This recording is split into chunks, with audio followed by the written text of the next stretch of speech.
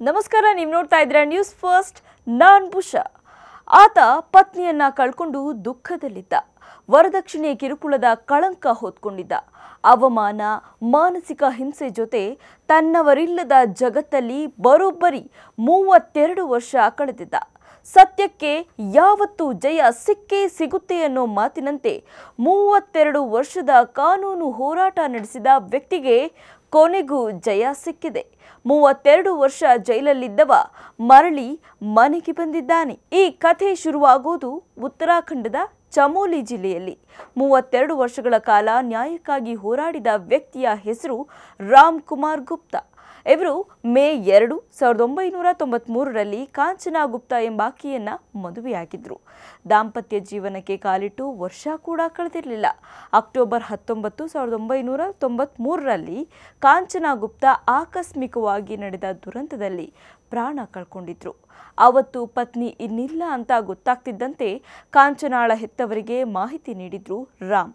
ಕಾಂಚನಾ ಅಡುಗೆ ಮಾಡುವ ವೇಳೆ ಭೀಕರ ಬೆಂಕಿ ಅನಾಹುತಕ್ಕೆ ಸಿಲುಕಿ ಪ್ರಾಣ ಕಳ್ಕೊಂಡಿದ್ದಾಳೆ.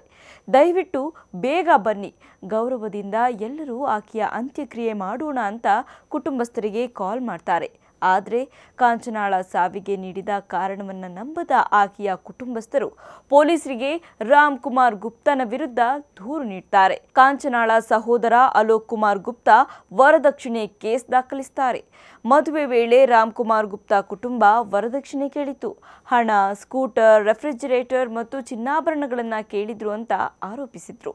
ಪೊಲೀಸರು ದೂರು ಆಧರಿಸಿ ರಾಮ್ ಕುಮಾರ್ನನ್ನ ವಶಕ್ಕೆ ಪಡೆದು ಜೈಲಿಗೂ ಕಳಿಸಿದ್ರು. ಈ ಪ್ರಕರಣ ಕೆಳ ವಿಚಾರಣಾ ನ್ಯಾಯಾಲಯದಲ್ಲಿ ನಡೆದು 2007ರಲ್ಲಿ ತೀರ್ಪು ಕೂಡ ಪ್ರಕಟವಾಯಿತು.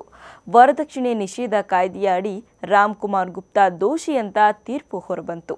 ಈ ನಿರ್ಧಾರವನ್ನ ರಾಮ್ ಕುಮಾರ್ ಗುಪ್ತಾ ಹೈಕೋರ್ಟ್ನಲ್ಲಿ ಪ್ರಶ್ನೆ ಮಾಡಿದ್ರು. ಸುದೀರ್ಘ ವಿಚಾರಣೆ ನಡೆಸಿದ ಉತ್ತರಾಖಂಡ ಹೈಕೋರ್ಟ್ನ ನ್ಯಾಯಮೂರ್ತಿ ಪಂಕಜ್ ಪುರೋಹಿತ್ ನೇತೃತ್ವದ ಏಕಸದಸ್ಯ ಪೀಠ ಆರೋಪಿಯನ್ನ ಪ್ರಕರಣದಿಂದ ಖುಲಾಸೆಗೊಳಿಸಿದೆ. ಇನ್ನು ತಮ್ಮ ಮೇಲೆ ಬಂದ ಆರೋಪದ ಬಗ್ಗೆ ರಾಮ್ ಕುಮಾರ್ ಪ್ರತಿಕ್ರಿಯಿಸಿದ್ದು, ಕಾಂಚನಾ ಕುಟುಂಬಸ್ಥರ ಆರೋಪ ಶುದ್ಧ ಸುಳ್ಳು. ನನ್ನ ಅತ್ತೆ ಮಾವನಿಗೆ ಇನ್ನೊಬ್ಬಳು ಮಗಳಿದ್ದಾಳೆ. ಅವಳು ಕಾಂಚನಾಳ ಅಕ್ಕ. ಆಕೆಯನ್ನ ಮದುವೆ ಆಗುವಂತೆ ನನ್ನನ್ನು ಒತ್ತಾಯಿಸಿದ್ರು.